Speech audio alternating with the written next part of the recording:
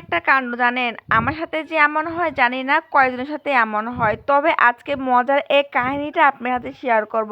তার আগে বলে নিই, আজকে আমি নিয়ে এসেছিলাম পুঁইয়ের শাক আর চিংড়ি মাছ। আর এই পুঁইয়ের শাক গত পরশুদিন কিনা হয়েছিল বাজার থেকে। আর এই শাকটা ছিল অনেক টাটকা, আমার দেখে অনেক লোভ লেগেছিল। যার কারণে এই শাকটা আমি যখনই যত দাম হোক না কেন আমি কিনে নিই, যেহেতু এই শাকটা কিন্তু আমার অনেক পছন্দের একটা শাক। আর চিংড়ি মাছ তো আমার অনেক পছন্দের একটা মাছ, যেহেতু সবসময় পাওয়া যায় না। আমাদের এই গ্রামের বাসায় বাড়ি, সে হাট হল, তারপরে সব কিছু কিনতে পাওয়া যায়। তো হাটের থেকে অনেক কিছু কেনাকাটা হয়েছিল, এগুলো আপনার সাথে বিস্তারিত পরে বলবো। তো এদিকে শাক কাটতে কাটতে মনে হলো যে চাউলটা আগে ধুয়ে বসিয়ে দিই, তাহলে শাক কাটতে কাটতে আমার ভাতটা কমপ্লিট হয়ে যাবে। আর দেখেন আমি চাল ধুতে আসছি, আর দেখেন আমার পাতিলের অবস্থা। ফেসবুকে কাজ করতে এসে যে বাপু কত ধরনের যে জিনিস নষ্ট করেছি আমি, বলের কোনো হিসাব নেই।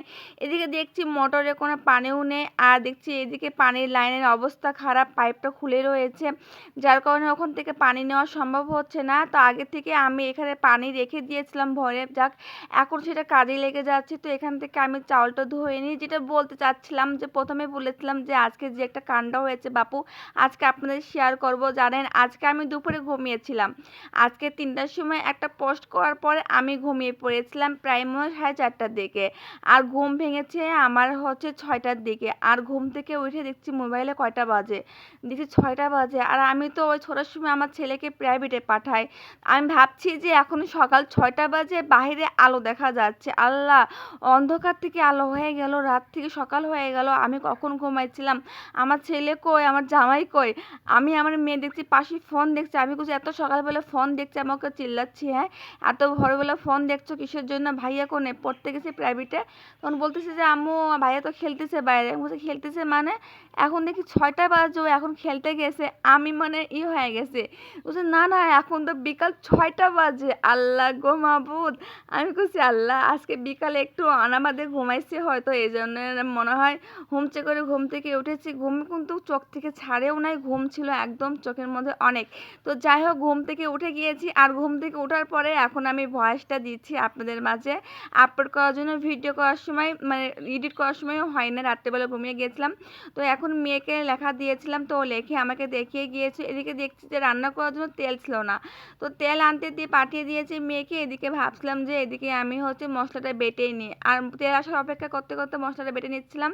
আর যেহেতু সবসময় আমি বেশিরভাগ সময় মশলা কিন্তু বেটেই রান্না করে থাকি, তো এখানে আমি আদা, জিরা, রসুন, ধনে সব কিছু আমার নিয়ে বেটে নিচ্ছিলাম। তো এদিকে বাটা আমার কমপ্লিট হয়ে গিয়েছে। এদিকে আমি শাকগুলো ভাবছি ধুয়ে নিই, যেহেতু মেয়ে এখনও সয়াবিন তেল নিয়ে আসে নাই। মেয়ের অপেক্ষা করতে করতে রাত হয়ে গিয়েছে। তো এদিকে সন্ধ্যা আজানো হয়ে গিয়েছে, ভাবলাম যে একবারে রাত্রেবেলায় রান্না করবো, যেহেতু রাত্রে খাবার খেতে হবে। আর এদিকে আমি হচ্ছে এসে দেখছি আমার হচ্ছে মেয়ে একদম পেশাব করছিল, তো আমি একটা রেক্সিন কিনে নিয়ে আসছিলাম। বৃষ্টির মধ্যে অনেক কষ্ট হচ্ছিল, চাদরগুলো একদম শুকাচ্ছিল না, যার কারণে আমি একটা রেক্সিন কিনে নিয়ে এসেছিলাম। আর রেক্সিনের দাম সবাই জিজ্ঞাসা করবেন, আগে আমি দামটা বলে দিই। এই রেক্সিনের দাম 500 টাকা নিয়েছিল। যেহেতু ফুল খাটের জন্য আমি অল্প করে আনতে পারতাম, এক গজ করে, কিন্তু সেটা মাঝখানে থাকবে একটু। আর আমার মেয়ে চার মুড়ো ঘুরে বেড়ায় খেলে, তো যার কারণে ওর জন্য পুরো বিছনাতে নিয়ে নিয়েছিলাম। তো রেক্সিনটা পাড়ার পরে আমার মেয়ে চলে আসছে, এদিকে আমি চলে আসলাম রান্না করতে। তো আমি পেঁয়াজগুলো আগে ভালো করে ভেজে নিয়েছিলাম, হালকা বেশি একটা ব্রাউন কালার করে নেয়, তার মধ্যে চিংড়িগুলো দিয়ে হালকা একটু ভেজে নিয়েছিলাম। আর ওই যে বেটে রেখেছিলাম মশলা, সেই বেটে রাখা মশলা দিয়ে সব কিছু উপকরণ দিয়ে ভালো করে কষিয়ে নিয়েছি। আমি তো আপনাদেরকে রান্না শেখাতে আসছি না, আমার থেকে ভালো ভালো আপুরা অনেক মজা করে রান্না করে থাকেন, আর আপুদের রান্না আমার কাছে অনেক ভালো লাগে। তো এদিকে আমার পাখি আছে যেহেতু, তো আমার হাজব্যান্ড বলেছিল গরম একটু ভাত পাঠিয়ে দিতে পাখিদের দেওয়ার জন্য। তো ওদের জন্য ভাত বের করে দিলাম আমার ছেলের কাছে। এদিকে আমি হচ্ছে মশলা কষানো হয়ে গিয়েছিল, এখানে আমি 2টা আলু অ্যাড করেছিলাম। যেহেতু শাক ছিল অল্প, একদম সেদ্ধ হওয়ার পরে না জানে কতটুকু হবে, এই জন্য একটু আলু অ্যাড করে নিয়েছিলাম। এদিকে আমি মাঝখানে আর ভিডিও করি না, যেহেতু সন্ধ্যার পরে সবাইকে পড়াচ্ছিলাম, যার কারণে পরে ভিডিও করছি। ভালো থাকবেন, আসসালামু আলাইকুম, আল্লাহ হাফেজ সবাইকে।